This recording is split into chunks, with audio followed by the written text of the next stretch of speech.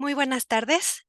Soy Ana Solís, coordinadora de actividades culturales en Fundación Japón México, y les doy la más cordial bienvenida a esta quinta sesión del Club de Lectura Máscaras en la Literatura Japonesa de Posguerra, en el que vamos a tener la charla explicativa del libro El rostro ajeno de Abe Kobo con el doctor Matías Chape, nuestro especialista en literatura japonesa del Colegio de México.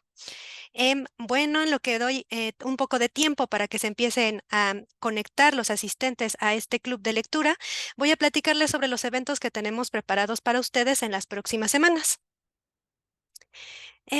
Pues ya son los últimos días para que ustedes puedan disfrutar de esta exposición, la exposición Netsuke, Japón en miniatura, que está en el Museo Universitario Casa de los Muñecos en el centro de Puebla hasta el 10 de marzo. Entonces es el último fin de semana que tienen para poder disfrutar de esta exposición.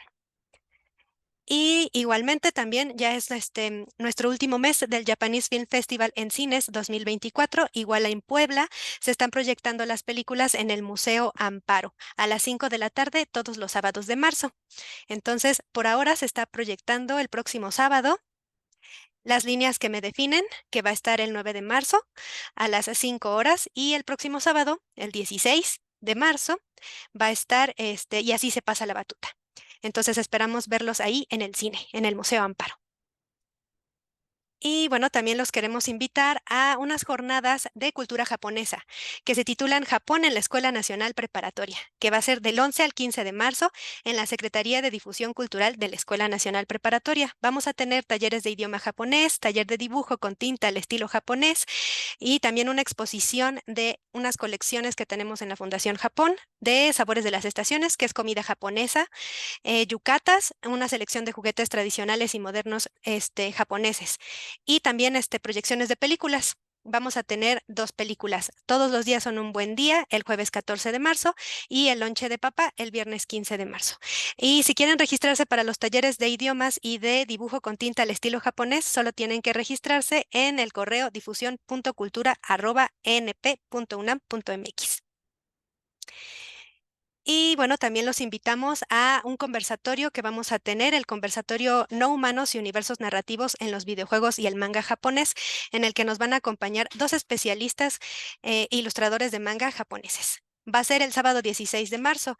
Va a ser la primera charla, empieza a las 3:30, y va a ser entre el doctor Tsuru Daisaku, quien es un ilustrador de manga, mangaka y antropólogo, quien nos va a conversar junto con Gabriel Mandujano, que es del Círculo de Estudios de Subcultura Japonesa, sobre qué es lo que hace interesante a los universos narrativos en el manga y anime.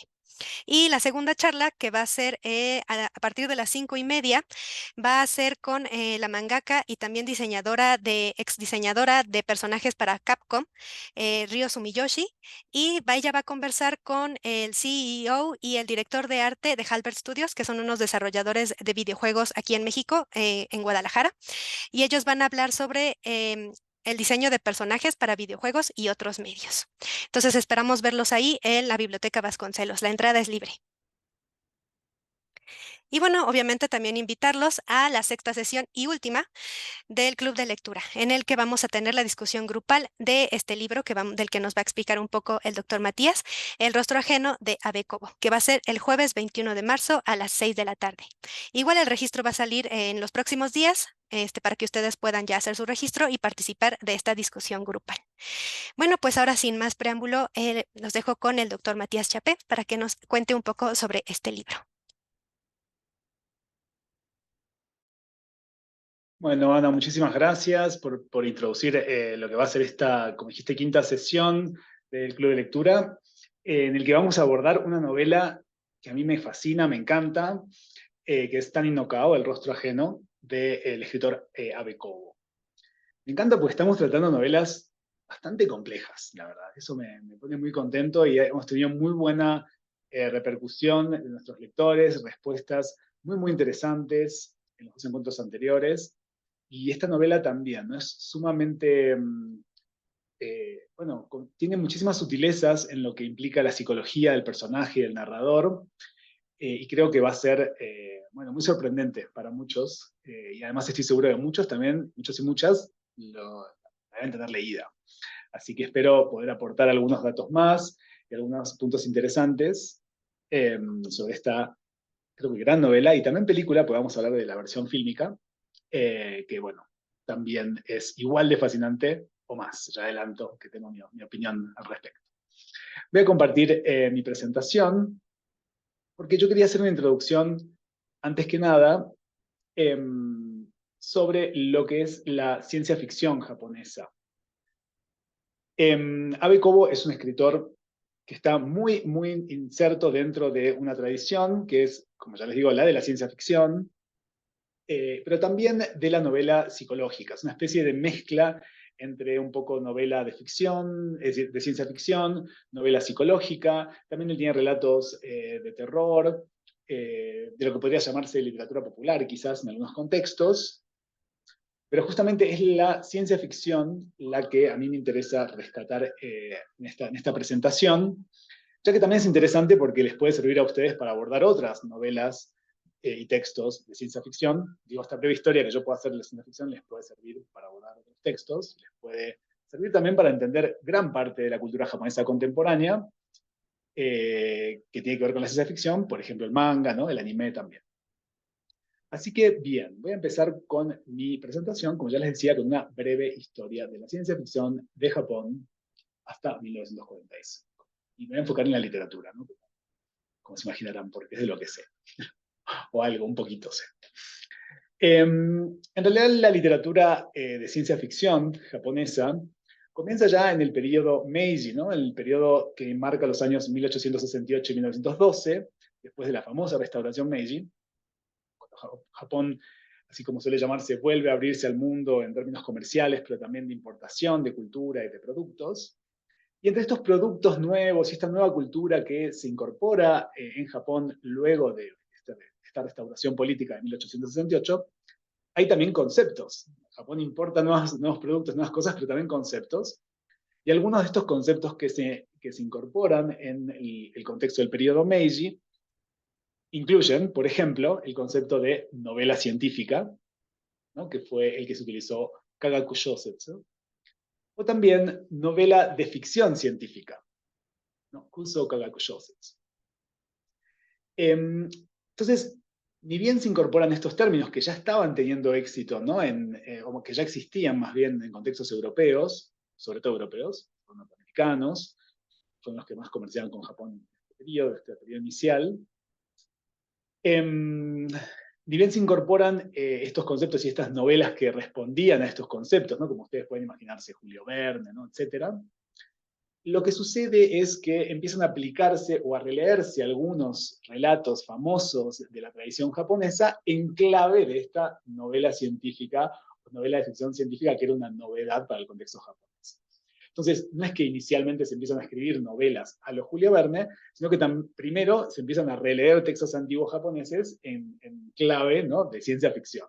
Entonces ustedes van a encontrar algunas referencias en el periodo que van a entender, por ejemplo, textos muy clásicos, ¿no? de la tradición japonesa, como el Nihon Shoki o el Taketori Monogatari, en clave de ciencia ficción. Por ejemplo, el Taketori Monogatari, que ustedes deberán conocer por su versión fílmica, de Miyazaki, hay un viaje a la luna, por ejemplo, ¿no? Entonces, eso se va a entender en la época como parte de esta incorporación de lo que se suele llamar ciencia ficción. Y luego sí van a empezar a producirse textos más en clave de ciencia ficción, pero generados y escritos en Japón.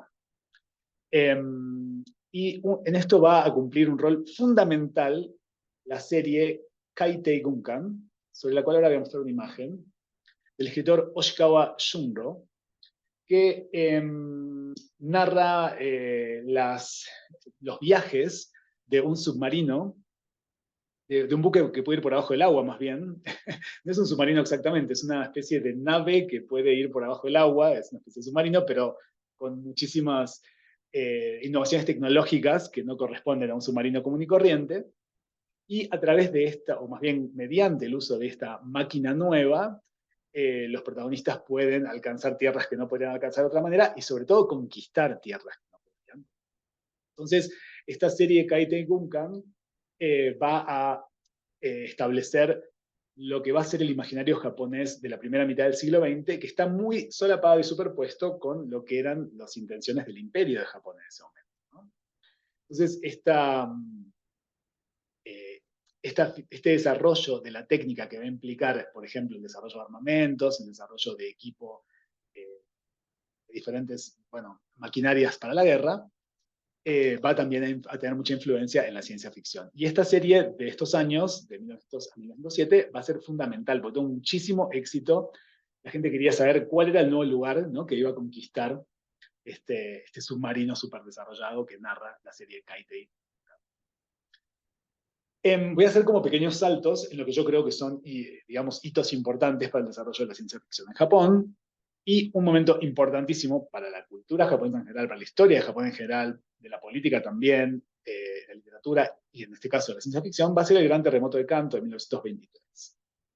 El terremoto de Kanto va a traer imágenes de destrucción masiva, ¿no?, en los periódicos, o bueno, testimonios también de destrucción masiva, y, y esto va a ocasionar también un imaginario casi que posapocalíptico, ¿no?, en la cultura y la literatura japonesa de la época. Entonces van a empezar a surgir relatos que son ficcionalizaciones de testimonios, por ejemplo, de sobrevivientes del Gran Terremoto.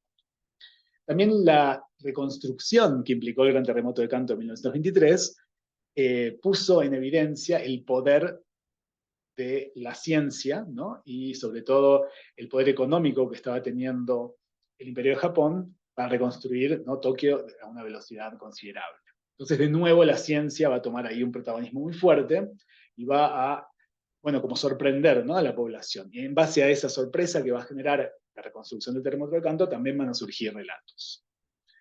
De hecho, dos relatos clave para entender el surgimiento y el desarrollo de la ciencia ficción en Japón, en la primera década, perdón, la primera mitad del siglo XX, es primero el relato Jinso Ningen, literalmente humano artificial, del escritor Hirabayashi Hatsunosuke, que salió en la revista Kagaku Gaho, sobre la cual ahora traje una imagen, así que ahora se las voy a mostrar, esa revista. Y este relato va a ser, bueno, como ya se imaginan, ¿no?, de qué trata, va a también establecer la tradición de los robots en Japón, ¿no?, lo cual también tiene bueno, podemos hablar muchísimo sobre esto, les puedo ofrecer en algún futuro un curso sobre literatura de robots en Japón. De hecho, hoy en día existe lo que se llama Roboto Engeki, ¿no?, el teatro de robots en Japón, donde robots cumplen el rol de actores, justamente. Paréntesis, yo traduje una obra de teatro de este Roboto Engeki, este teatro de robots, para la Fundación Japón, justamente, pero para Chile, titulada Sayonara. Así que bueno, la pueden buscar también por ahí.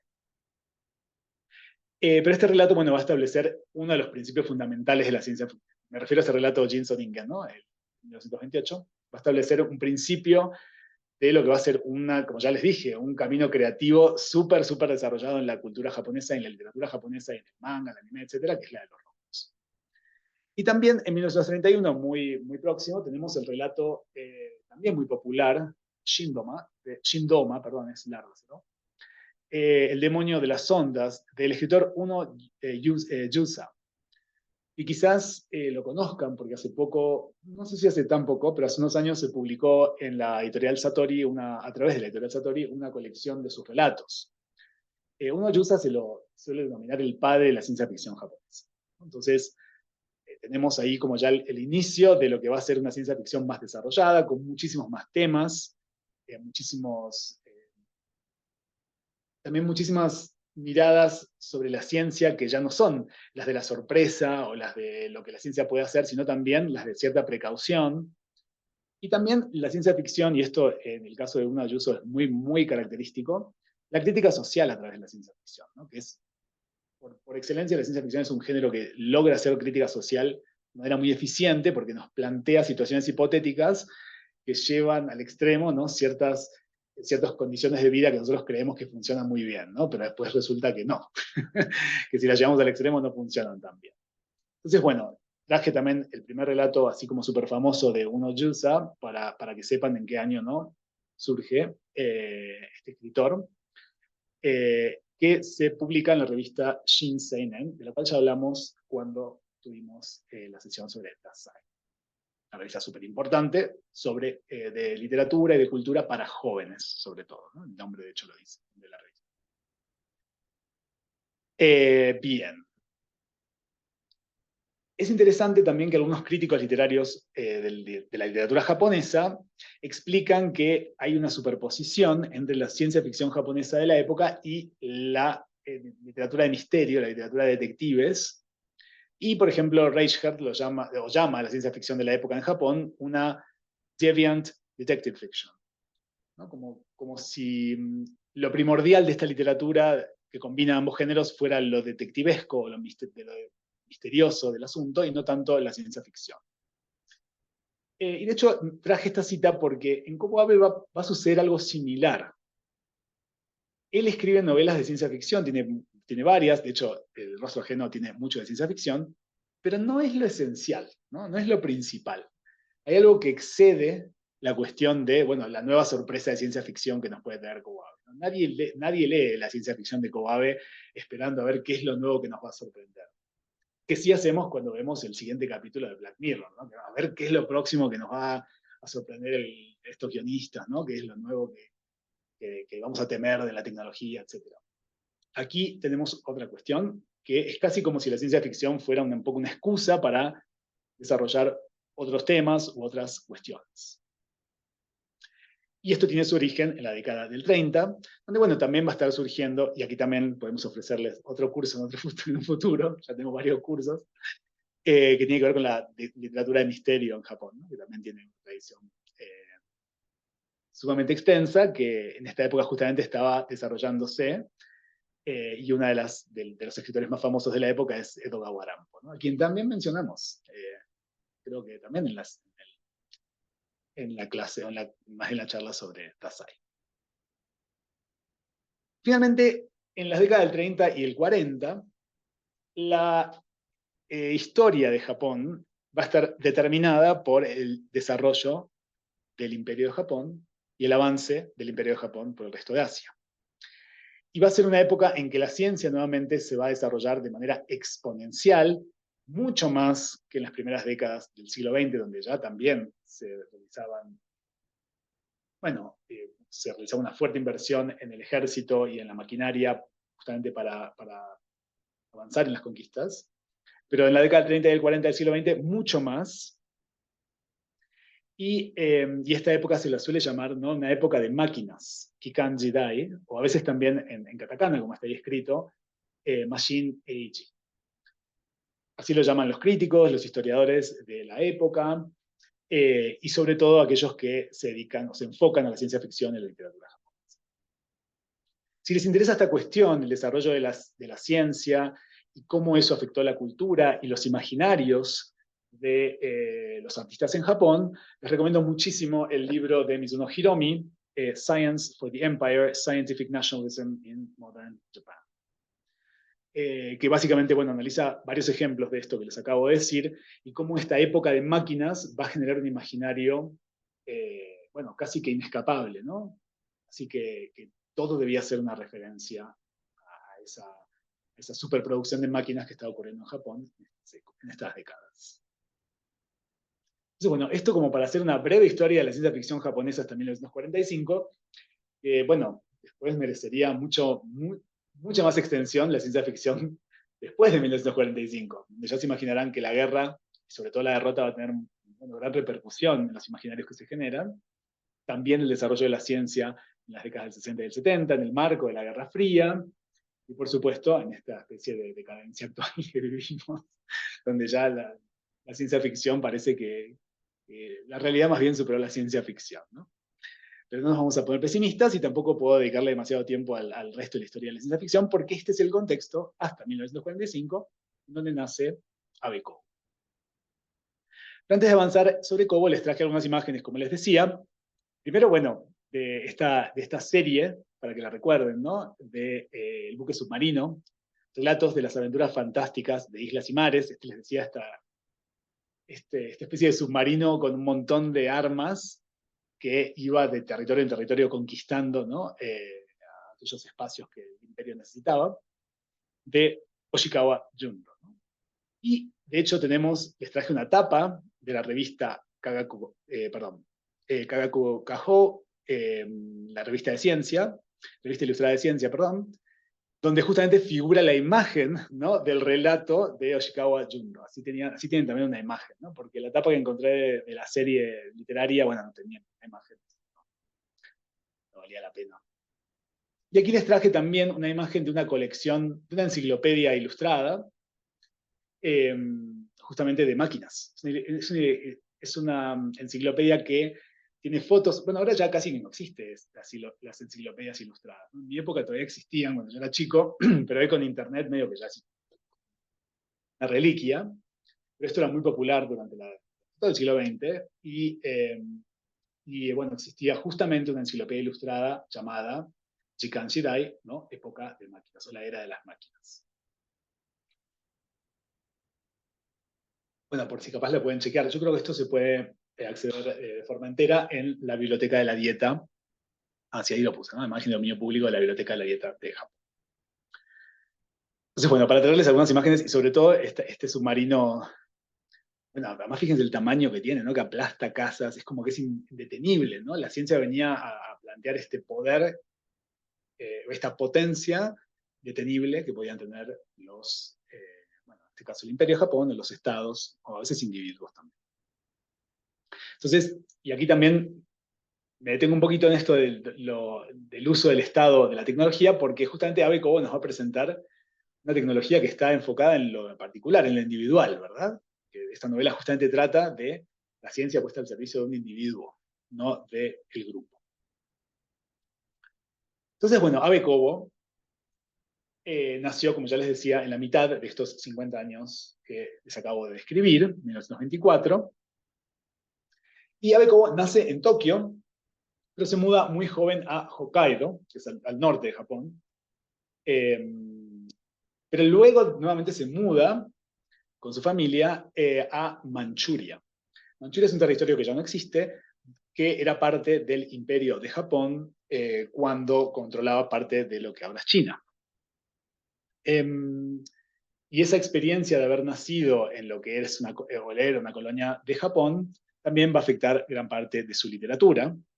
Pero sobre todo esta itinerancia, esta errancia de Tokio, Hokkaido, Manchuria, además lugares bastante distantes dentro del contexto Asia-Pacífico, lo llevó, perdón, a Abe a afirmar, esta es una frase muy famosa de él: soy un hombre sin ciudad natal, ¿no?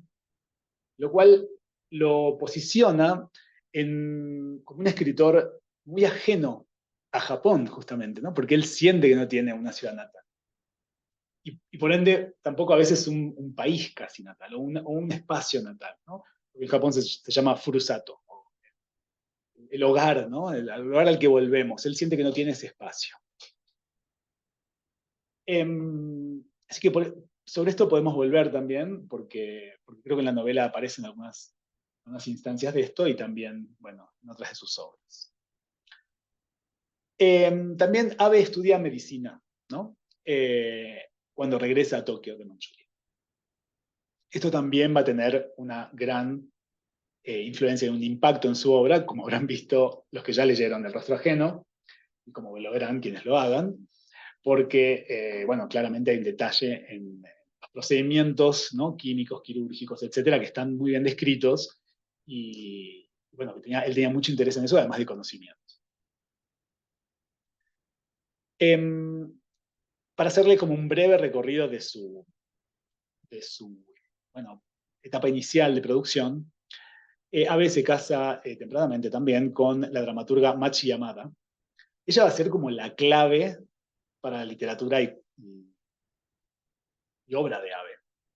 A través de Yamada Machi, él va a contactarse con grupos artísticos de vanguardia, sobre todo dos, uno llamado Yoru no Kai, el grupo de la noche, y Seiki no Kai, que es como otro grupo que dependía del primero en la parte, el grupo del siglo, y va a tener muchos vínculos con estos artistas de esta época. De hecho, Hiroshi Trigahara, el director de las películas muy famosas de Abe Kobo, La mujer de la arena y El rostro ajeno, tuvo su primer vínculo con Abe dentro de estos círculos, en esta época. Entonces es a través de su primera esposa, ¿no?, que va a lograr estas conexiones. Y Abe se va a mostrar muy experimental desde un principio, ¿no? Desde un principio de su escritura y literatura, siempre le estaba buscando como nuevas formas, nuevas formas expresivas, nuevos intereses temáticos también. Y él empieza escribiendo 2 colecciones de poemas, no muy famosos, de hecho, no se conoce a Abe como poeta, casi nadie lo conoce. Sin embargo, yo les traje un poema de esa colección que lo voy a leer en unos minutos. Y una de esas colecciones una es de 1946 y la otra es de 1947. También en 1951 Abe publica una colección de relatos, lo traduje como En el cartel del camino final. Todo esto no hay traducciones, así que bueno, si hay editores allí que quieran invertir en algún traductor aquí en México, bueno, aquí me avisan, podemos traducir. Porque bueno, también son cosas que no se conocen, ¿no?, de Abe. Aunque algunos cuentos de él han sido recopilados recientemente, como voy a mostrar también en unos minutos. Y en 1951 llega lo que va a ser como su consagración o su, digamos, penetración en el mundo literario de Japón, a través de la novela corta La pared, ¿no?, Kabe, que ganó el premio Octagawa. El premio Octagawa, creo que hemos hablado en algunas otras instancias de este club pasadas, a propósito de la escritora Sayaka Murata, pero también a propósito de Dazai hemos hablado, ¿no?, que a él no le había sido entregado el premio Octagawa por su novela Doke no Hana, Flores de la Bufonería, que traduje, y que esto le ocasionó toda una pelea con Kawabata, no sé si recuerdan. Así que bueno, Abe sí lo ganó en 1951 por esta novela Kabe, que sí está traducida. Y algunos escritores, ya les digo, en este afán experimental que él tenía, ¿no?, con nuevos artistas de vanguardia que empezaron a surgir en los 40, más bien después del 45 en Japón, más vinculados a la cultura europea, una vez que había, digamos, terminado la censura del Imperio de Japón, que volvía a abrirse el país al mundo luego de la guerra. En este contexto, bueno, es que Abe intenta, ¿no?, como ya les decía, experimentar con nuevas formas, buscar nuevos estilos y temas, y también un poco, digamos, destruir, ¿no?, como lo afirma Pollock, el crítico de literatura japonesa, destruir la idea de cultura japonesa, ¿no? Él va a estar abocado un poco a, no sé si tanto destruir, como más bien cuestionar, ¿no? Yo no sé si, me parece un poco fuerte la definición de Pollock. Abe es un escritor abocado a destruir la función mitológica de la idea de cultura, como más bien a cuestionarla constantemente, ¿no? Y de hecho, El rostro ajeno es una novela que en todo el tiempo uno está preguntándose qué es una cosa, qué es la otra. Hay desdoblamientos de identidad todo el tiempo. Y esto Abe en su literatura lo va a presentar como un tema central, que es qué es Japón, qué es un japonés, pero también qué es el individuo, ¿no? Entonces él va a estar ahí ya desplazándose un poco de, bueno, el tema por excelencia que había sido la literatura japonesa hasta el momento, que era, digamos, definirse como nación, como individuo que vivía en un país con una cultura particular, etc. Al contrario, Abe va a ser un escritor mucho más abocado a lo internacional y a una mirada más universalista de la literatura y de la cultura. De hecho, les traje una cita de Abe hablando de García Márquez, donde, bueno, Abe elogia justamente eso de Márquez, su carácter universal. Quisiera también mencionar, porque es importante para entender su literatura, que entre el 50 y el 56 Abe fue miembro del Partido Comunista. Luego él visitó la Unión Soviética, se vio muy decepcionado también de lo que estaba sucediendo allí. Lo mismo con algunas cuestiones que estaban sucediendo en China o en el resto de Asia, el sudeste de Asia más bien.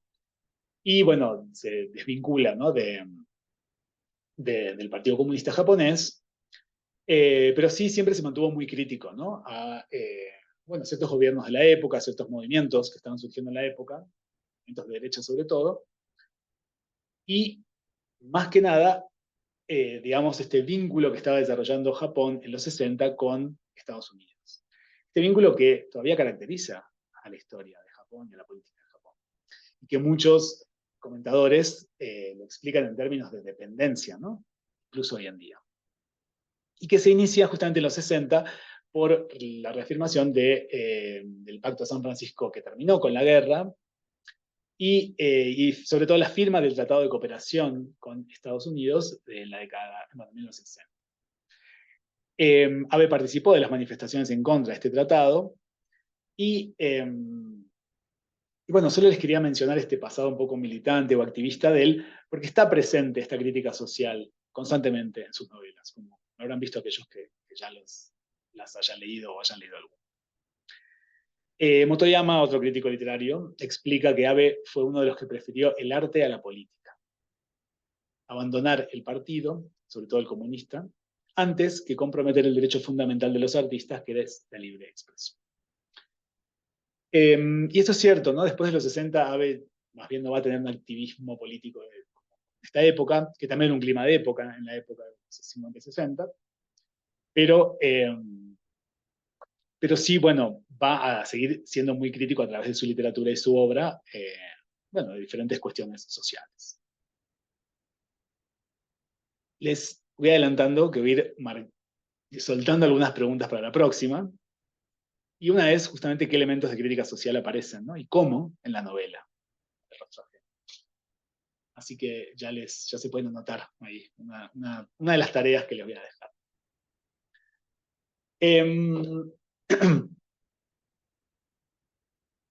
En el 62 entre el 62 y el 64, perdón, Abe guiona, recuerden que ya estaba inmerso en grupos artistas de vanguardia desde los 40 y 50, incluían a veces dramaturgos o cineastas, uno de ellos, Tijia Hara, y en el 62 y el 64 él guiona dos de sus novelas, La mujer de la arena y El rostro ajeno, que se van a presentar, bueno, en el 64 y en el 66. Ahora les traje un cartel también de ellas, los pósters.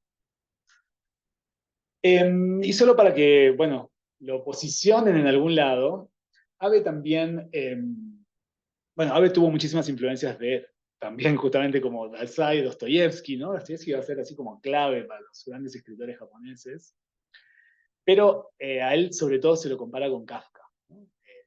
A veces este afán que tienen los críticos literarios o los editores por comparar, porque así venden, se lo ha llamado a Abe, ¿no? El Kafka japonés.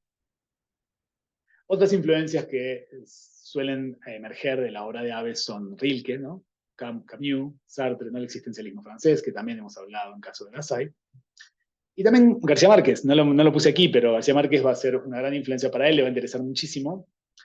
Desde el realismo mágico, que es aquello que instala García Márquez a nivel mundial, más bien, es complejo el fenómeno, pero que se instala a partir de la fama de García Márquez a nivel mundial. Entonces el realismo mágico por un lado, pero también la situación de Márquez de ser un escritor periférico que logra, ¿no?, insertarse en la literatura mundial. Eso también va a ser llamativo para Abe. Bien. Y las técnicas, bueno, que utiliza han sido, como ya les decía, ¿no?, surrealistas, vanguardistas, experimentales, y bueno, la ciencia ficción, ¿no? También, ya les mencionaba. Aquí está la cita de Abe hablando de García Márquez, en un ensayo llamado García Márquez, habitante del globo terráqueo, que está traducido al español por Yukichi Terao. Yukichi Terao es el traductor de Abe el que más ha traducido a Abe al español, un amigo mío además, y le mando un saludo si me está viendo. Y dice, ¿no?, este ensayo que tradujo Terao de Abe. Cito: lo que sirve de trasfondo espiritual para la mayoría de los escritores latinoamericanos, incluyendo a García Márquez, es la conciencia histórica, formada en la posguerra después de haber experimentado las sucesivas calamidades entre revoluciones y contrarrevoluciones. Quizás algunos escritores latinoamericanos se han ubicado en un sitio privilegiado para observar la contemporaneidad, pues constantemente se enfrentan a los restos de la comunidad en desmoronamiento. Aquí en Japón también se observa hasta hace poco la ruina de la comunidad antigua, que persiste hasta hoy en día con nostalgia. La música popular enka, por ejemplo, es en su origen el canto de marginados de la comunidad. La nostalgia no se pierde aunque desaparezca. dos cuestiones importantes de esta cita y que muchos escritores de la época van a sentir o que van a verse interpelados por, es, primero, la idea de cómo la cultura latinoamericana, y les traje esto porque es mi investigación, a esto me dedico sobre todo a los vínculos entre la literatura japonesa y la latinoamericana, pero los escritores japoneses, les decía, van a ver en, en los latinoamericanos esta especie de supervivencia a la destrucción, ¿no? Estas, fíjense la cita, ¿no? Haber experimentado las sucesivas calamidades entre revoluciones y contrarrevoluciones. Esto para un periodo de posguerra, Japón, que recién habían experimentado esta derrota inaudita para un Japón que venía venciendo guerra tras guerra por los últimos casi 100 años, bueno, va a ser una especie de faro, ¿no? que van a ver en América Latina. Eso por un lado. Y por el otro está la cuestión de que los japoneses, muchos japoneses, van a sentir que en Latinoamérica se conservaba o sobrevivía esta idea de comunidad antigua, ¿no? Que también utiliza Abe en esta frase, como si hubiese algo que, en Latinoamérica que nos permite enfrentarnos a la modernidad occidental avasallante que destruía con todo, ¿no? En eso también los japoneses van a verse muy identificados y reflejados con los latinoamericanos. De hecho, en esta época, en los 60, 70, va a haber un gran interés de los japoneses por las culturas andinas, mayas, aztecas, ¿no? esta idea de lo antiguo en Latinoamérica. Y también nos pasa a los latinoamericanos, ¿no? Que nos interesa mucho la cultura tradicional japonesa, porque hay algo allí que ha sobrevivido a lo que es esta especie de proceso homogeneizador que ha sido la modernidad occidental. Así que bueno, esto podemos volver porque ya les digo, mi tesis versa sobre esto. pero bueno, es un tema que a mí me pareció muy fascinante y que Abe es una de los representantes. Les traje también aquí el primer poema de la primera colección, del 46, perdón, que escribió Abe. Yo lo traje porque además me parece una curiosidad, porque bueno, Abe no es conocido como poeta, solo publicó esas dos antologías de poemas. Y bueno, me pareció, ese es el primero de los poemas de esa primera antología. Bueno, lo traje también porque ayer justamente tuvimos el homenaje del profesor Guillermo Quartucci, quien fue mi antecesor como profesor de literatura japonesa en el Centro de Estudios Asia y África del Colegio de México. El profesor Quartucci escribió un libro sobre Abe Kobo y la narrativa japonesa de posguerra. Bueno, pueden conseguir en nuestra biblioteca o en otros lados. Yo en este mismo instante me comprometo a enviar uno a la Fundación Japón en México. Y bueno, ya que ayer fue el homenaje al profesor Quartucci que falleció hace un mes, a propósito de ese evento yo traduje este poema y bueno, lo quería también compartir con ustedes. El poema dice, ¿no? Poetas o pequeño jardín. Poeta se llama, perdón, el poema. Oh pequeño jardín, oh risas de días vagos, los contemplamos, nosotros, aquí, a quienes nos perforan la vida, porque es la misión del poeta. Desde la siempre errante soledad hacia la aún más lejana existencia, intercambiando el afuera y el adentro, nosotros, otra vez, porque es la misión del poeta. Miren estos diversos fenómenos, estos susurros vacíos que pasan de boca en boca. Allí estamos, allí logramos infinitas transformaciones, incluso en estos pequeños huecos de palabras. Pero, ¿no está el enorme vacío de la existencia repleto de secretos? Cuando dos personas recitan juntos cual poetas, un atardecer silencioso se condensa en sus cuerpos y envuelve sus sueños, y las infinitas estrellas de un cielo nocturno llenan a los dos hemisferios. Y así, la superficie construye el interior, y nuestra temblorosa carne vierte la luz de la alegría en el jarro de la tristeza. El emprender un viaje hacia la vida eterna, ¿no es acaso nuestro destino, poetas? Bueno, tenía ganas de traerle y compartirlo con ustedes, y también porque, bueno, a propósito de algunos temas centrales de la obra de Abe, creo que ya figuran en esta poesía, ¿no? Sobre todo este verso, el tercer verso de la segunda, de aquí donde dice intercambiando el afuera y el adentro. Esa va a ser una constante en la literatura de Abe, ¿no? Esta idea del adentro y el afuera. Y también en el tercer verso, bueno, a ver, esta idea de, y así el último, ¿no? Aquí lo último, y así la superficie construye el interior, ¿no? También. La idea de que lo externo puede construir lo externo, que hay una oposición entre el interior y lo exterior, también va a estar presente en este poema, pero también en la literatura de Abe en general, y que tiene que ver con la máscara, ¿no? Finalmente, ya llegamos a la máscara. Así que bueno, esto de lo interior y lo exterior lo hemos hablado, lo hemos trabajado, y creo que valía la pena mencionar este poema. Velozmente, para que sepan cuáles obras de Abe Cobo han sido traducidas al español. Primero, y de nuevo para el editor imaginario que está escuchando y que va a invertir en la nueva traducción de Abe Cobo, les cuento que una de las novelas más famosas de Abe Cobo de ciencia ficción, Daion Kampyoki, La Cuarta Interglaciar, no ha sido traducida al español. Trata justamente de un futuro en el que Japón se hunde y una serie de científicos desarrollan una nueva raza, son humanos con branquias. Así que bueno, esa novela no está traducida. La tengo leída en japonés, como ya les decía, el editor de este imaginario. Pero sí tenemos muchísimas otras obras, casi todas traducidas por Ryukichi Terao, creo que todas, ¿no? Por mi amigo Ryukichi Terao. Tenemos dos colecciones de cuentos, Historias de las pulgas que viajaron a la luna, que son todos cuentos de ciencia ficción, o Los cuentos siniestros, que son cuentos de terror. Son una compilaciones de diferentes épocas. Tenemos la novela La mujer de la arena, tenemos El rostro ajeno, tenemos Idéntico al ser humano, Ningen Sokuri, una novela en la cual el protagonista es visitado por una persona que dice ser un extraterrestre. Tenemos El mapa calcinado, que es una novela de misterio, detectivesca. El hombre caja, también sumamente famosa, Hako Toko.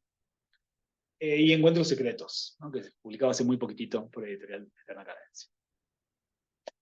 También menciono en 1975 la colección de ensayos Uchinaru Henkyo, de Frontier Within, no está traducida al español tampoco, guiño al editor, y que, bueno, contiene algunos de los relatos, perdón, de los ensayos más importantes de Abe, incluido uno titulado The Frontier Within, que habla justamente de esta decisión entre lo interior y lo exterior, pero a partir de la cultura judía, justamente. Así que, bueno, es muy relevante también para entender la cultura de Abe. Me olvidé uno de mencionar aquí porque hace poco la editorial, Fondo de Cultura Económica, publicó también una versión ilustrada de Capullo Rojo, un cuento de Abe, ¿no? Justamente. Así que a quien les interese, también fue publicado en, bueno, no sé tampoco, 2018, de la más reciente. Bien.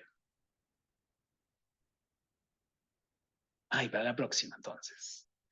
Ya que tenemos varias novelas publicadas en español de Abe, ya que han leído también el poema, o pueden escuchar nuevamente el poema que les he traducido, les quería preguntar qué similitudes se encuentran con otras obras de Abe, más bien entre El rostro ajeno, la que vamos a leer para el 21, y otras obras de Abe que hayan leído.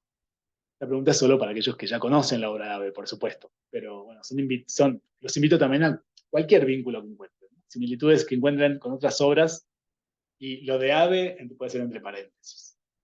Así que bueno, los invito ahí a hacer un ejercicio intertextual a ver qué vínculos se encuentran. Porque también, ya les digo, ¿no? Abe ha sido muchas veces comparado con Kafka, con Dostoyevsky, y a ver qué de eso ven.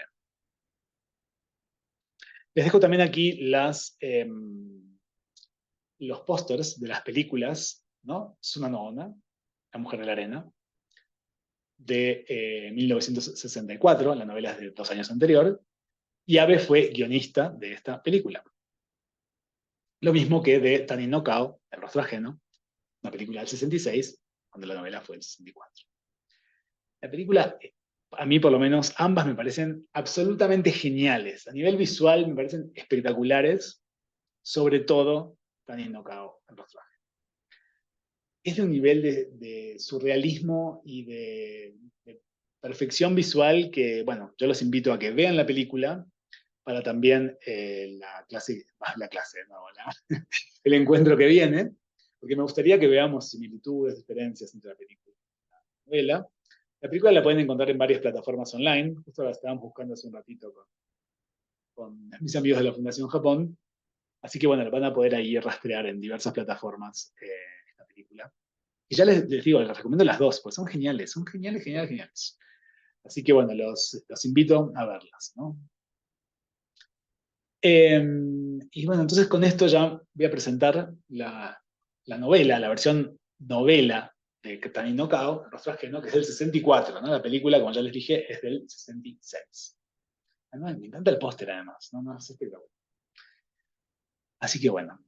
El Rostro Ajeno, entonces, la novela para la cual Abello no hizo el guión para la película del 66. Tenemos una novela que narra, antes de esto, que narra la historia de un hombre que luego de un accidente muy trágico queda deformado y decide hacerse una operación, una cirugía que le permita transformar su rostro, ¿no? Entonces, la novela es básicamente una reflexión de este personaje que logra transformar su rostro y qué es lo que él va experimentando a lo largo de esa nueva cara que tiene, ¿no? Después de haber tenido esa nota. Es una novela sumamente psicológica, de reflexiones constantes del personaje, pero también hay una estructura muy, muy delimitada y una trama que nos trae un plot twist al final. Así que bueno, ya lo veremos. La estructura esta es, ya hemos visto una estructura similar, la de 3 cuadernos, ¿no? Uno negro, uno gris y uno blanco, que este personaje le deja a su esposa. Porque él, una de las razones por las cuales él quiere obtener un nuevo rostro es para, bueno, reconquistar a su esposa, que luego de este accidente en el que él quedó desfigurado, bueno, ya no, ella ya no, bueno, no, parecía no sentir, ¿no? Interés por él. Y finalmente hay una carta de la esposa, ¿no? La estructura, esta es la estructura de la novela, los 3 cuadernos y la carta de la esposa. No voy a entrar en detalle en qué dice cada cosa, cada segmento, perdón, cada capítulo, vamos a llamarlo así, pero sí, bueno, les pido que lean con atención la carta, sobre todo. Como ya les dije, es una novela psicológica, es una narración, es en primera persona casi a todo momento, y es una especie de laberíntico monólogo interior, porque uno parece como que el personaje va, ¿no?, cayendo en diferentes túneles, en donde va realmente reflexionando sobre varias cuestiones, desde los sabores nuevos que va experimentando con su nuevo rostro, por ejemplo, hasta que están mirando los otros en él, ¿no? O, bueno, muchísimas reflexiones que va haciendo el personaje. Es una pura interioridad, diría yo, que tiene fugaces encuentros con el mundo exterior. Y cito algunos, ¿no? Algunos momentos. La entrevista con su cirujano estético, el encuentro con una niña del yo-yo, les voy a pedir que pongan detalle en este episodio, el almuerzo con un desconocido, y las citas con su mujer, ¿no? Les trajo aquí estas escenas para que cuando las retomen ustedes en la lectura, quizás les recuerde algunas cosas de las que hablamos, y también ustedes traigan para la próxima algunas ideas sobre qué significan esos encuentros, por qué están puestos esos encuentros ahí, qué hacen que, más bien qué transformaciones generan en el personaje, ¿no? Qué pensamientos nuevos le traen al personaje, esos encuentros fugaces con el mundo exterior. La entrevista con el cirujano estético, sobre todo, va a estar muy desarrollada en la película, ¿no? Esto va a ser uno de los momentos clave de la película, el encuentro del personaje con el cirujano. Y además está filmado de una manera, no, ya les digo, está espectacular. Así que también los invito a, bueno, reflexionar sobre eso para la próxima. Esta novela también tiene múltiples desdoblamientos y máscaras. Uno podría pensar que no, esta nueva cara que se pone el personaje es la máscara. Pero lo cierto es que no es tan así. Hay múltiples máscaras en esta novela, múltiples desdoblamientos de quién es quién. Y sobre todo, por ejemplo, algunos críticos hablan de el personaje cuando está vendado, cuando todavía no tiene no vio su nueva cara, ¿no? Está esperando verse al espejo con su nueva cara y está todo vendado, que es lo que vieron en el póster de la película. Eso también es una máscara, esa venda, ¿no?, que oculta su rostro. Y cuando ya tiene la nueva cara, es otra máscara distinta. Entonces les invito también a reflexionar sobre esto. Y sobre todo para la próxima, específicamente en relación al final, me gustaría preguntarles quién llevó una máscara durante toda la novela. Creo que esta es el gran plot twist de la novela, que está muy bien logrado y bueno, espero que les interese también. También es una novela que tiene varias tramas secundarias. Así que los invito a, en este laberíntico mundo interior del personaje, bueno, entregarse a alguna de esas tramas secundarias. Hay una que a mí me interesa particularmente, que es la historia de una sobreviviente a la bomba atómica, que también está desfigurada.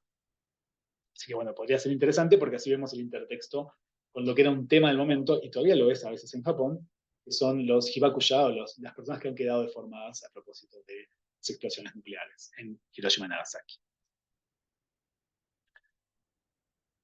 Y después les invito a reflexionar sobre temas distintos, ¿no? La soledad, el enfrentamiento entre individuo y sociedad, no soledad, perdón, la transformación del yo, y en particular la crisis de identidad del Japón de posguerra. Porque uno podría leer El rostro ajeno casi que como una metáfora de lo que es esa crisis de identidad que atravesó el pueblo japonés cuando sufrió la derrota tras la Segunda Guerra Mundial y fue ocupado por Estados Unidos durante casi 8 años, y luego durante las décadas siguientes con toda esta conflictiva relación con Occidente que se dio en los 60. Entonces los invito también a pensar en clave histórica, ¿no? ¿Qué nos está diciendo la novela de una generación que son los escritores japoneses de posguerra? Y como ya les decía, rastreen también, ¿no? ¿Qué comparaciones pueden hacer con otros escritores, otra literatura? Con Kafka va a ser bastante evidente, aunque es más evidente el vínculo con Kafka en La mujer de la arena. También van a encontrar influencias de Stevenson, sobre todo de Dr. Jekyll y Mr. Hyde, ¿no? Y bueno, obviamente, como ya les dije, siempre Dostoyevsky. También podemos hacer un curso de lectura sobre Dostoyevsky. A ver si, ya que estamos coleccionando cursos, podría ser para un futuro. Dostoyevsky en Japón. Así que, bueno, con esto les doy como un pantallazo de la estructura y temas de la novela. No me quiero meter muy en detalle con la trama y el contenido, ya que muchos de ustedes no lo habrán leído todavía, y bueno, si quisiera que se sorprendan, ¿no? Con la lectura. Pero sí les traje dos reflexiones sobre la novela, para que también les dé alguna puntadita más para seguir adelante en la lectura. La primera es de un crítico literario, Nakano Kazunori, que dice lo siguiente, ¿no? Él se centra, él piensa que la alienación es un tema central de la novela. La alienación, ¿no? Esto de que el mundo, nos sentimos siempre ajenos al mundo, de alguna manera. Dice Nakano, la percepción del yo narrador, que es Boku, de hecho, el pronombre personal del narrador es Boku, la percepción del yo narrador es que el mundo entero es una prisión, lo cual puede adoptar dos formas, dice Nakano. La primera es la conciencia de que el yo narrador está él solo, atrapado en una celda individual, como si viviéramos, ¿no?, encerrados en nuestro pequeño mundo. La segunda es la conciencia de que no está atrapado él solo, sino todos en una prisión que es el mundo. Entonces aquí esto es interesante porque el narrador justamente habla del mundo como una prisión, pero ¿qué es el mundo como una prisión? ¿Aquello en el que nosotros estamos inmersos en nuestra soledad absoluta, o aquello en donde todos estamos aprisionados y no podemos escapar? La realidad de la cual no podemos escapar. Y según Nakano, es en esta disyuntiva donde se juegan las interpretaciones de la novela. Este es un ensayo crítico que encontré en internet, de este crítico, así que no está traducido, pero lo pueden buscar y se puede leer online también si les interesa. La segunda reflexión, además de esta idea de alienación que les traje, para también tener algún punto de partida más en la lectura, nos la dice Mishima Yukio. Ya que no leímos Confesiones de una máscara en este curso, yo intenté traer a Mishima todo lo que pude, y Mishima también escribió sobre casi todo, pero también sobre Abe. En este ensayo del 65, Mishima dice lo siguiente, ¿no? Pero viene hablando de la novela recién publicada por Abe.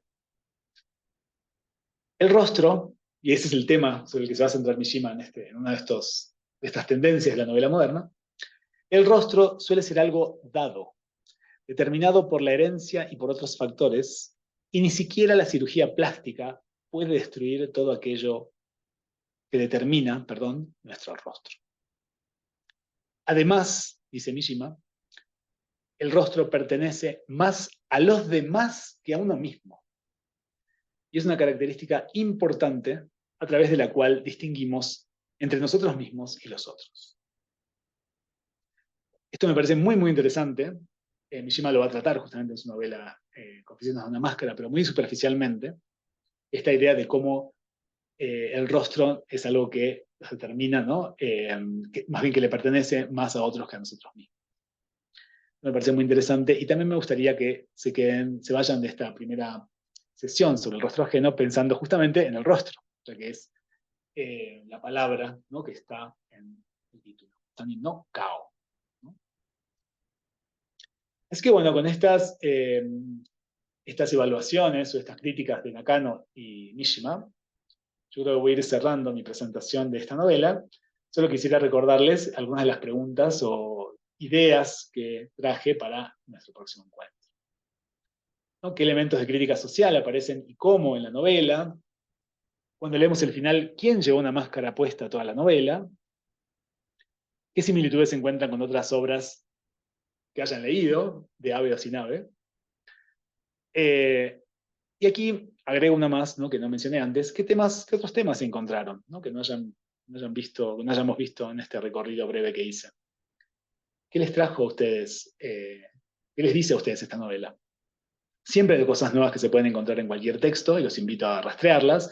A mí me parece un tema fascinante, me encanta el tema de las cirugías plásticas. Me parece un tema fascinante porque está muy vinculado con muchísimos condicionamientos históricos en el pasado, que tienen que ver con la guerra en muchos casos. Así que bueno, eso también los invito a pensar, ¿no? O las cirugías estéticas también, por ejemplo, en la novela contemporánea como Pechos y Huevos de Himeko Kawakami también está presente, ¿no? Las cirugías estéticas. Pero bueno, ese es un tema de interés mío. ¿Cuáles les interesan a ustedes?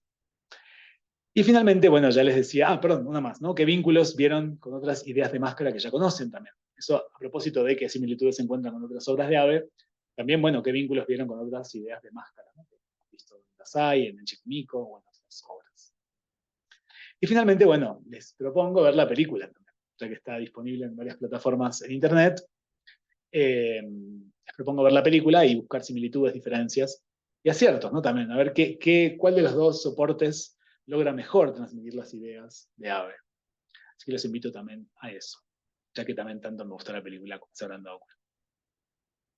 Así que bueno, con esto y mi último aliento de Quedando sin voz, voy a dar fin a mi presentación y agradecerles, como siempre, su tiempo, su interés, en la que creo que es una novela sumamente interesante, muy, muy profunda, de uno de los escritores que ha tenido más éxito en el mundo hispanohablante, vieron todas las traducciones que tenemos, y que bueno, estoy seguro que les van a traer muchas ideas y muchos comentarios para compartir aquí entre todos. Así que bueno, muchas gracias por escucharme en esta presentación.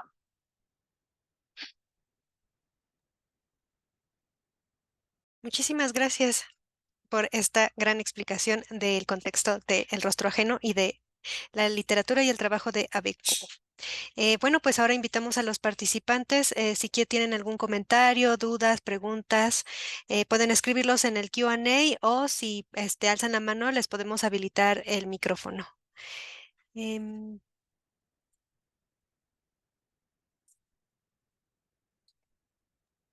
Sí, están todos invitados, invitadas, para cualquier cosa que les surja de lo que yo acabo de mencionar. Mencioné muchísimas cuestiones y estoy seguro que en materia de ciencia ficción muchos de ustedes van a conocer más que yo, estoy seguro, porque hay muchas personas que, no sé, ven mucho manga, ven mucho anime, leen muchos mangas, y ahí hay, digamos, se saca a baldazos, ¿no? En esos géneros, en esos soportes, quiero decir, muchísima información sobre la ciencia ficción. Así que los invito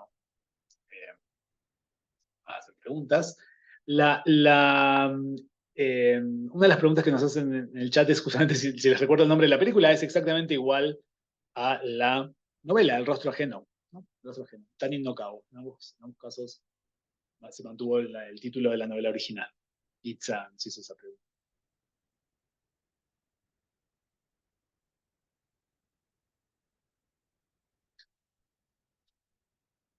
Bien, ¿algún comentario?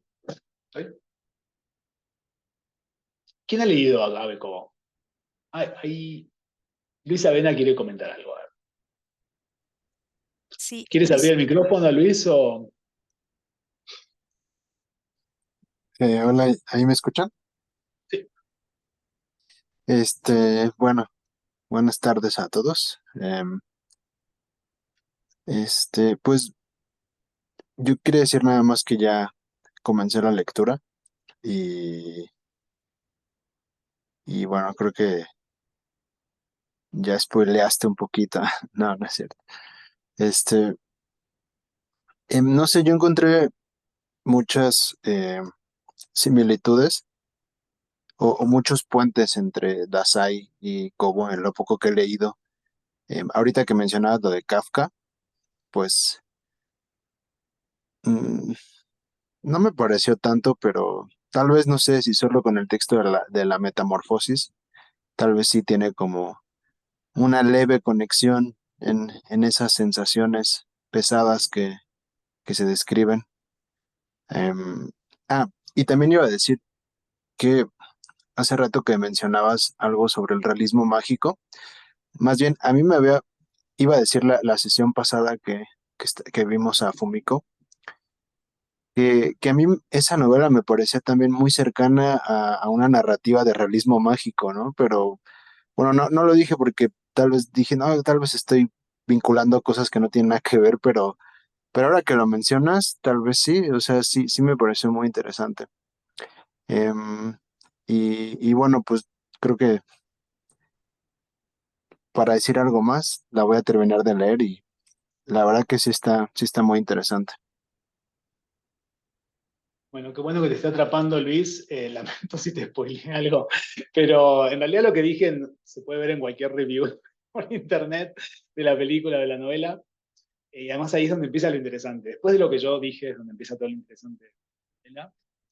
Eh, ¿Sabes que no había pensado el vínculo en Nico y el realismo mágico? Pero para mí sí, en ese final, que no me acuerdo a quién no le había gustado.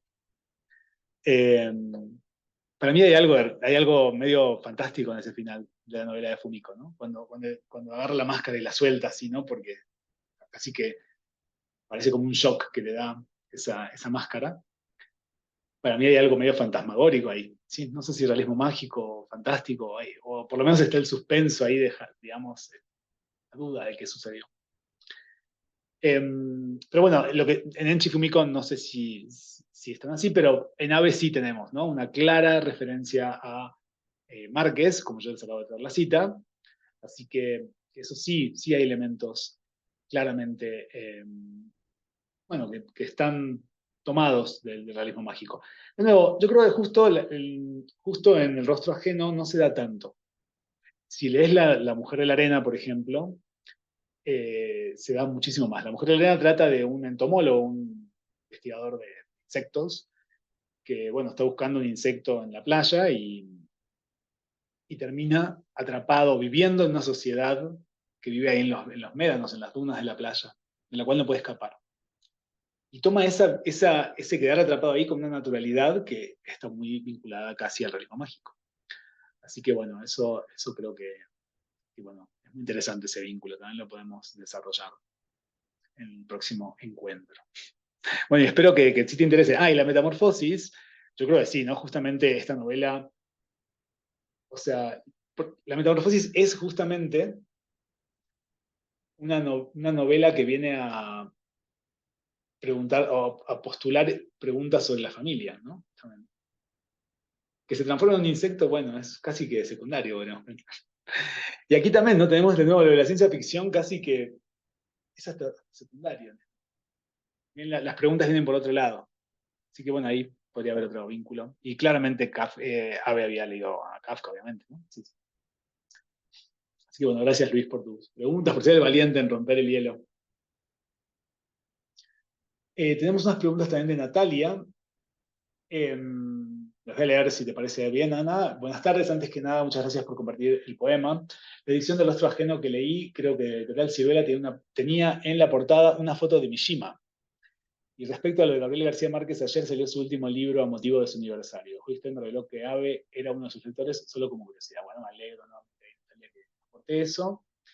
Y creo que ciertas partes de la novela me hacen volver, dice Natalia, a la lectura de Las lágrimas de Eros, de George Bataille, por el tema de la sexualidad y sus raíces en la violencia. Sería interesante, ¿no? Si traes algunas citas la próxima, Natalia, a ver si te animás del texto de Bataille, ya que sí puede ser, ¿no? Justamente lo que se juega de fondo en esta novela es la sexualidad, bueno, el eros justamente, ¿no? No solamente lo sexual, sino también el amor hacia su esposa, o a veces la obsesión también, ¿no? Y cuál es el límite entre una cosa y otra. Así que, bueno, todo eso está en juego en esta novela sin dudas, así que te invito a traer alguna frasecita de Bataille que capaz puedas, bueno, comparar, ¿no? Justamente con la novela de Ave. Y Muy bueno, interesante. Sí, Ana, Ana Belén quiere participar, entonces le habilito el micrófono. por favor. Y- Hola, buenas tardes. Hola, Ana. ¿Sí me escuchan bien? Ah, ok. Bueno, ahorita con las cuestiones acá del rostro y en la ciencia ficción y todo eso, bueno, recordé como 3 momentos de diferentes historias, 2 de películas, una de una novela. La primera que se me vino a la mente fue la película Contracara, ¿no? Con John Travolta y Nicolas Cage. ¿No? Cómo les intercambian el rostro y bueno, todos los problemas que eso conlleva, sobre todo los problemas emocionales, ¿no?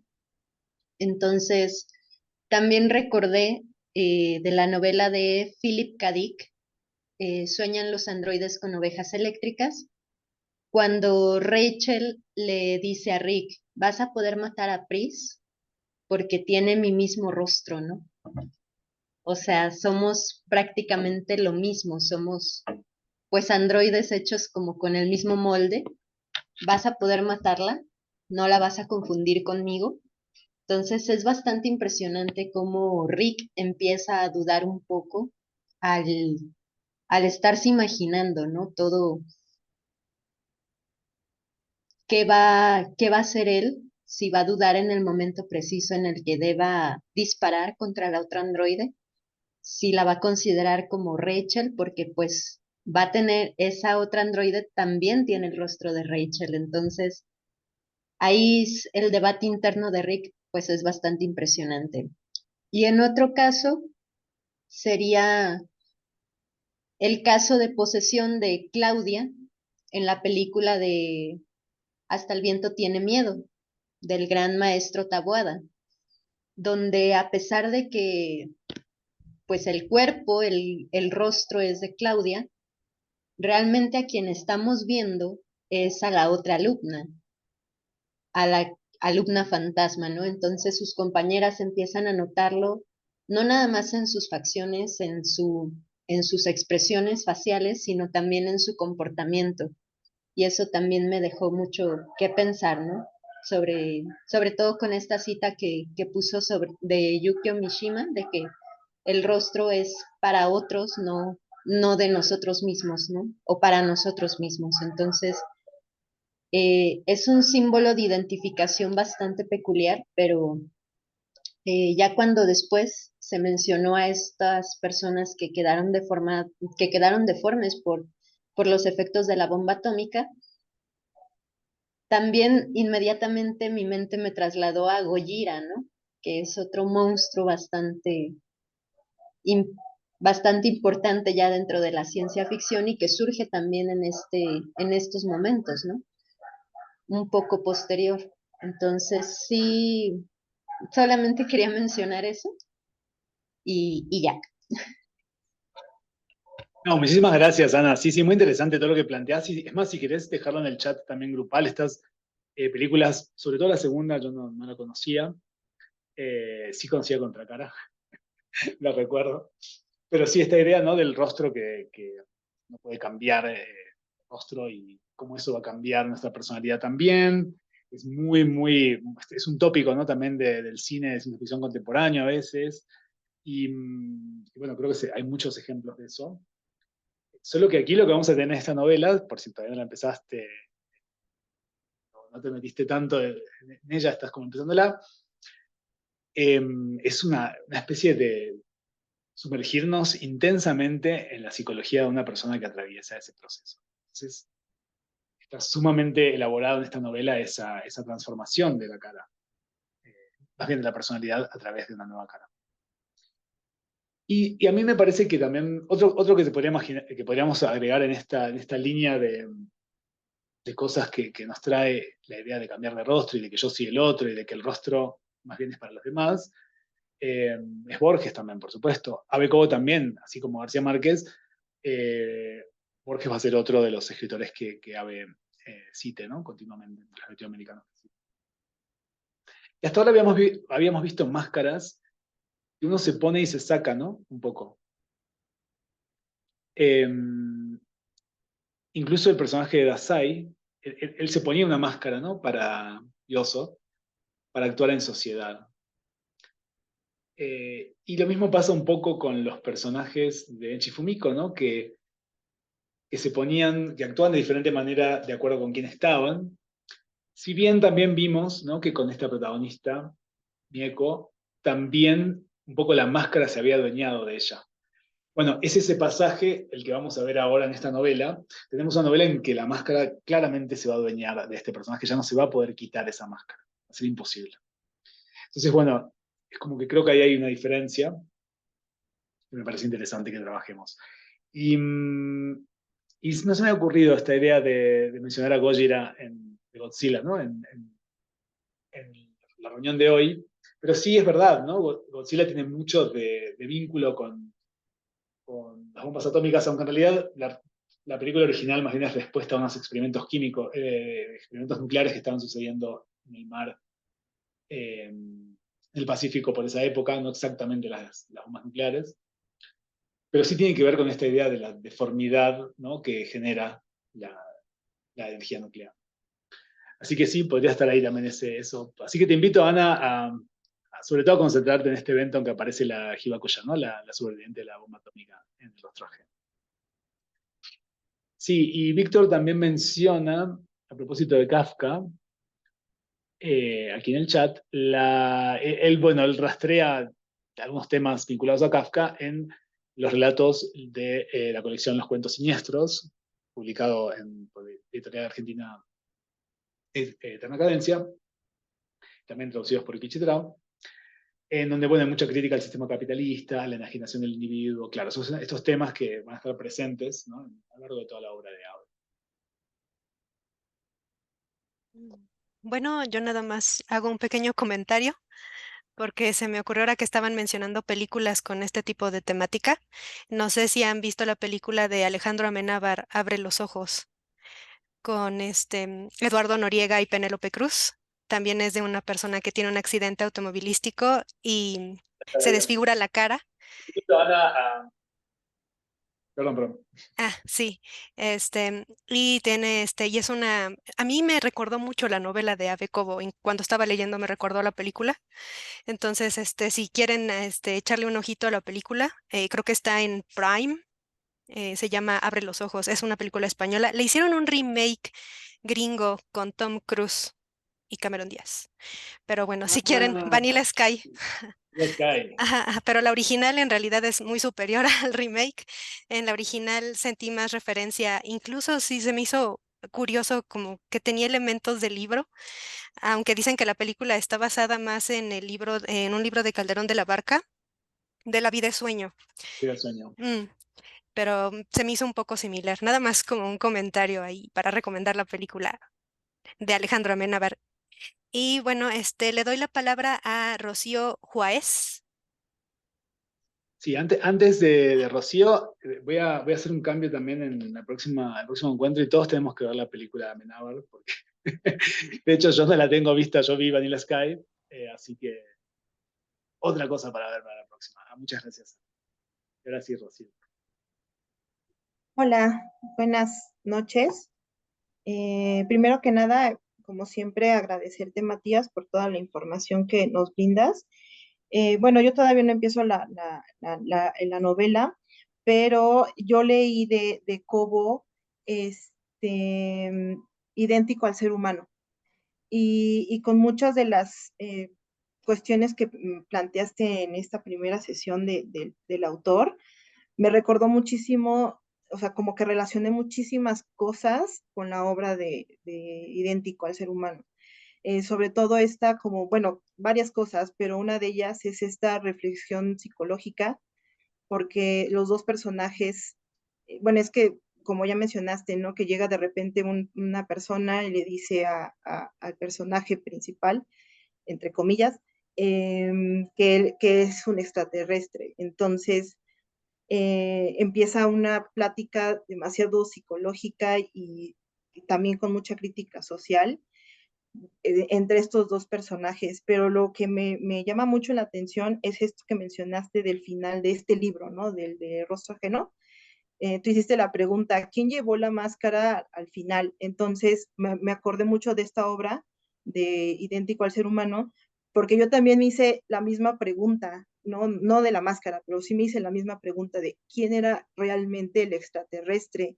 Entonces eso lo relaciono mucho con esta obra, y también todo lo que mencionaste de este desdoblamiento de las máscaras, del rostro ajeno, sí, del rostro del otro y demás, porque en toda la obra también de Idéntico al ser humano, está como esta, no sé si la palabra correcta sea lucha, pero sí es que eres extraterrestre o eres humano, o por qué te consideras humano, por qué te consideras extraterrestre.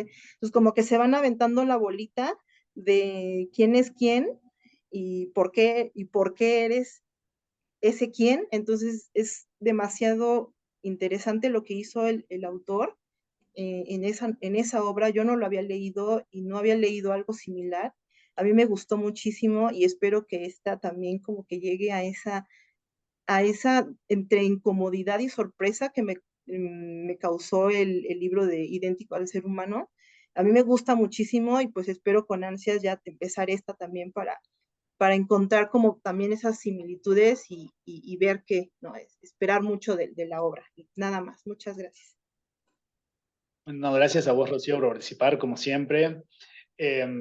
Y bueno, qué bueno también que trajiste a colación, sí, Idéntico al ser humano.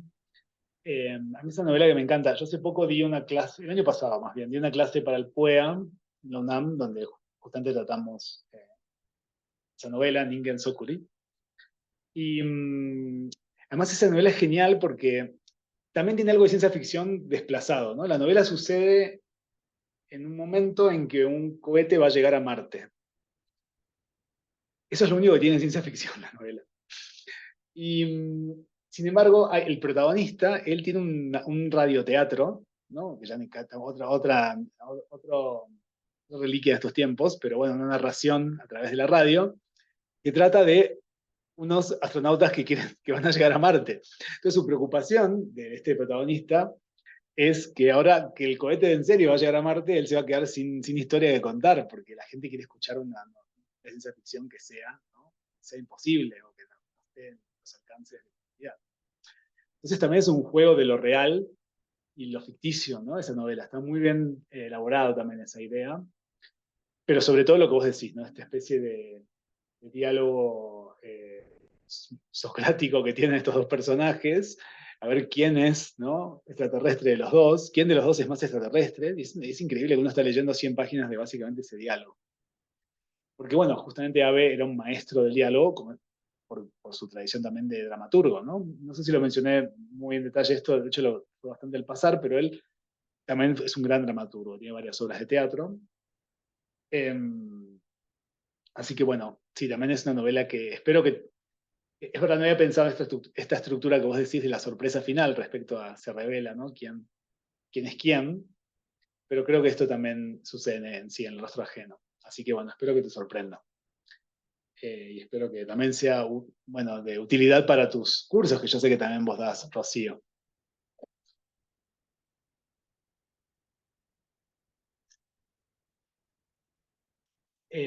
Aprovecho para mencionar también, por si les interesa, dos libros publicados también en Argentina, del antropólogo Michitaro Tada. Fueron publicados en la editorial Eterna, no, perdón, Adriana Hidalgo. Uno se llama gestualidad japonesa y el otro se llama karada. Karada significa cuerpo. Es una de las palabras que existen en el japonés para referirse al cuerpo. Y ambos libros, que son ensayos de reflexión, ¿no? No son no es literatura, ambos libros tienen muy buenas descripciones e ideas respecto a cómo funciona el rostro y los gestos en la cultura japonesa. Así que los invito también a chequear esos dos libros, a ver si capaz les dan ideas, ¿no?, de lecturas para esta novela o para cualquier otra. Así que Michitaro Tata, rostro ajeno, el gestualidad japonesa y karada.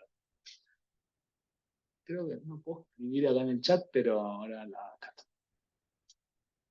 Y alguien me preguntó algo más, creo que... O no, parece que no.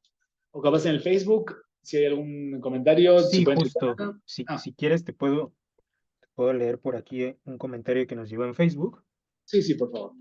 que dice, ¿qué relación existe entre Tonin no Kao con el inicio de la consagración del más connotado escritor japonés, Yukio Mishima? Él comienza, repito, a consagrarse con su primer relato autobiográfico, Confesiones de una máscara.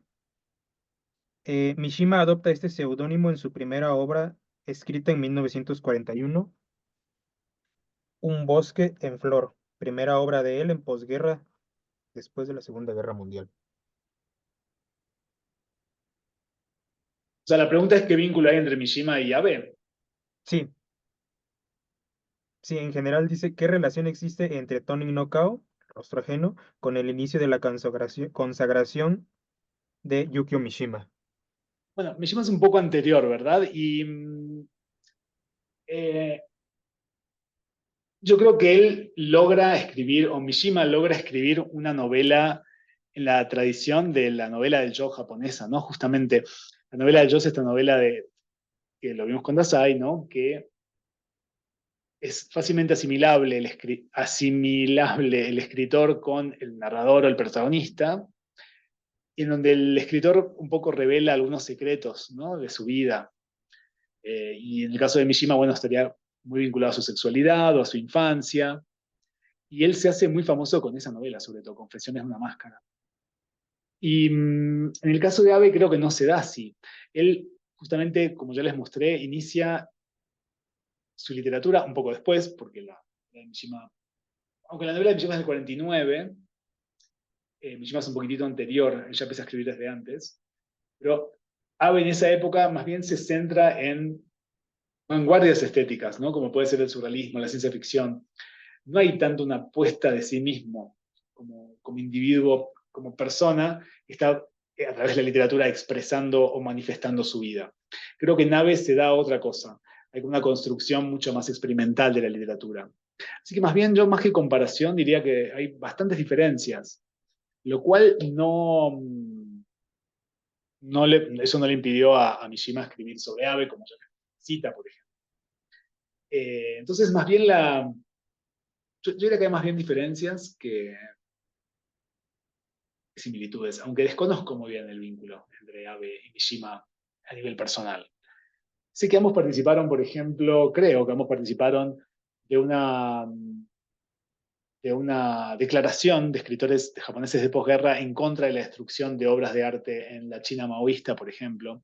Entonces, capaz sí había cierto vínculo, ¿no?, político o anti-establishment o anti-Estados Unidos en la época. Ahí también veo cierto vínculo entre Abe y Mishima.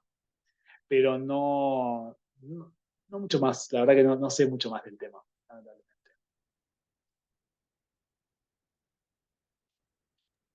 Pues gracias, Matías, por tu respuesta y seguimos invitando al público a realizar comentarios y preguntas. Yo tengo una pregunta sobre que mencionaste que incluso dentro del género de ciencia ficción hay un género dentro del género en Japón, que es el de los robots.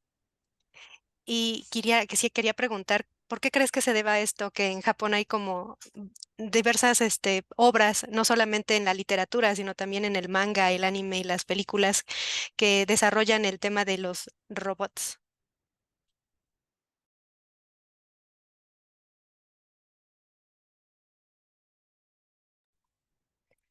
Ah, Matías, creo que estás micrófono muteado. está, ajá, muteado. Perdón, perdón. Bueno, el tema de los robots en la cultura japonesa es sumamente extenso y yo creo que tiene varias explicaciones. La que a mí más me gusta, no sé si es la correcta, es que ya existía en Japón más bien los robots en el arte, ¿no? En la literatura o en el teatro, como por ejemplo yo les mencioné el robot Engeki, ¿no? El teatro de robots. Yo creo que esto se remonta a el teatro de marionetas en Japón, el bunraku. Eh, Creo que cuando yo les presenté el teatro japonés, lo mencioné muy al pasar el teatro de marionetas, o sea que no tenía que ver con la máscara, pero, pero sí en esa construcción de las marionetas. Yo no sé si alguna vez alguno de ustedes vio Teatro Bunraku, pero es espectacular, porque no es solamente alguien manejando un títere, sino que realmente es una actividad de expresión corporal, donde la marioneta y el cuerpo de la persona se vuelven casi que una, ¿no? En el Teatro Bunraku. Y, y creo que esa tradición tan extensa de la cultura japonesa, de la cual el dramaturgo Chikamatsu Monzaemon es el más famoso, si quieres anda escribiendo Ana en el chat ese nombre, digamos, me parece que eso también influyó un poco en la tradición eh, de la cultura o la literatura o la ficción vinculada a los robots.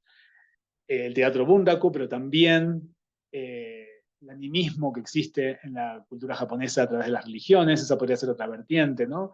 Los kami, que a veces tienen como personificaciones o están humanizados de alguna manera. Eso de alguna manera desemboca después cuando influye el discurso tecnológico científico a fines del siglo XIX y principios del siglo XX. Todo eso confluye, no es que una cosa reemplaza a la otra.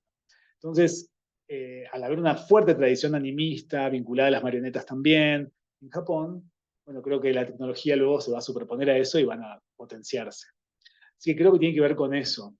Y luego también, durante la segunda mitad del siglo XX, con el desarrollo tecnológico de Japón, a partir del así llamado milagro económico japonés, desde los 60 en adelante, bueno, los robots van a ser casi que, casi que moneda corriente en la sociedad japonesa. Lo son todavía, ¿no?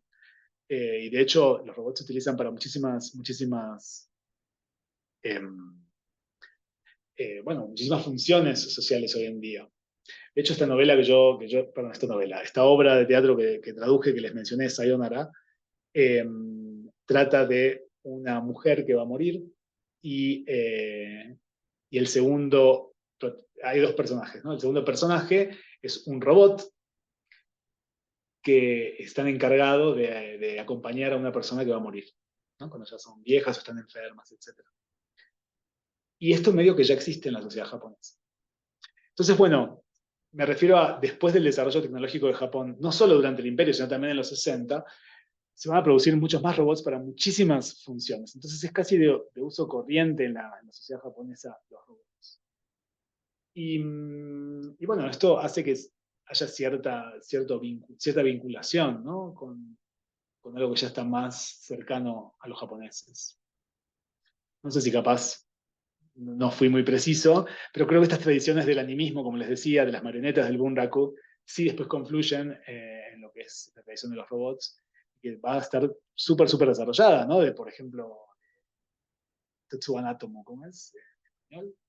¿Cuál nombre? Astro Boy, o bueno, todos los robots que ya conocen.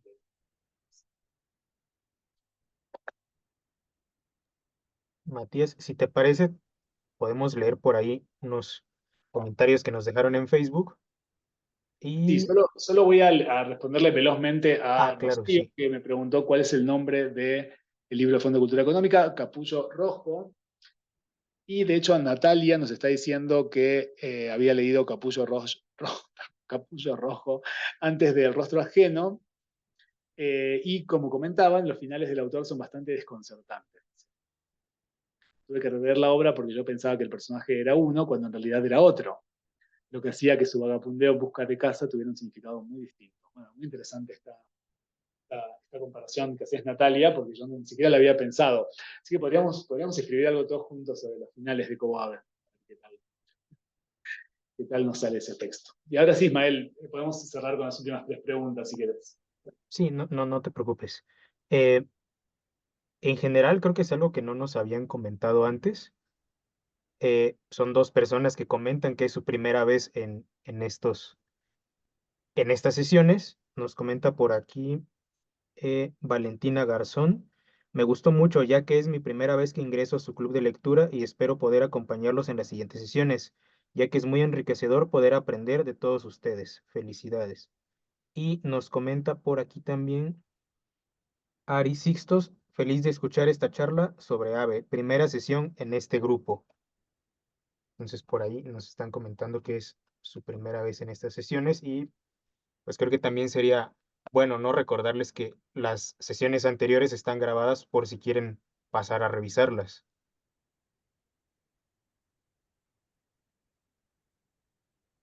Sí, me parece muy bien lo que mencionás, recordarles a todos que tenemos las sesiones anteriores, que esta es es el segundo ciclo, también les recordamos que hicimos de este club de lectura. El primero también leímos 4 novelas, de hecho, más bien una colección de cuentos y 3 novelas, así que también los invitamos a ver los videos de esos clubes, de esos encuentros del club más bien. Y bueno, me parece muy bien cerrar con elogios al club y sobre todo con nuevos participantes, que siempre es un placer. Así que si les parece, podemos ya quedar para el encuentro el día 21 por este mismo canal y a la misma hora. Sí, nada más hay una última pregunta, no sé Ah, si sí, sí.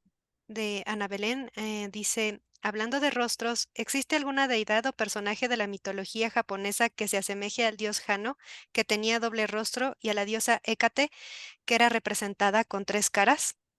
Excelente charla. Bueno, Ana, muchas gracias por tu pregunta y te debo la respuesta. Pero te prometo que la voy a buscar para la próxima. Sí, pues sería muy interesante, ¿no? Ver estos dioses con múltiples caras. Estoy seguro que debe haber versiones, así que, bueno, te lo prometo que lo chequeo para la próxima. Bueno, pues entonces con eso terminamos esta 5ª sesión del Club de Lectura de Máscaras en la Literatura Japonesa de Posguerra y esperamos verlos el 21 de marzo, igual a la misma hora, a las 6 de la tarde. Próximamente va a salir el registro en nuestra página de YouTube y en nuestro Instagram, así que por favor síganos en redes sociales. Estamos como @fjmex1 y solo les pediría de favor que al cerrar este Zoom les va a aparecer una pequeña encuesta de satisfacción sobre este encuentro y por favor les pido que llenen la forma. Entonces, pues nos vemos y muchísimas gracias al doctor Matías Chapé y muchísimas gracias a todos los asistentes. Buenas noches. Gracias a todos y todas.